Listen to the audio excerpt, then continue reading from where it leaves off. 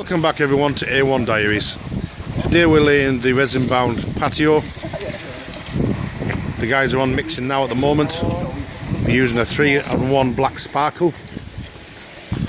I'll take you around the job so far. The front driveway here is going to get done later next week. But we're starting on the patio because that's the way the customer would like it, the patio finished first, obviously to enjoy this good weather.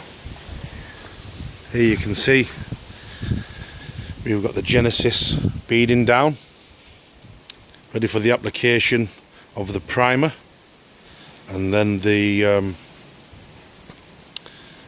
resin bound after that to be laid. If you go around the other side, you can see how our guy's already laying in the first few mixes.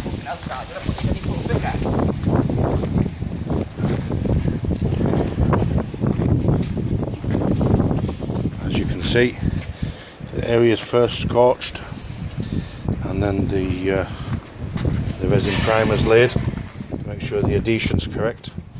Once it's down, it can't come back up. The ground's pretty sticky now, actually walking on it. There are our feet sticking. And here we've got the mix. This is a 3-to-1 black sparkle. As you can see, it's matching there.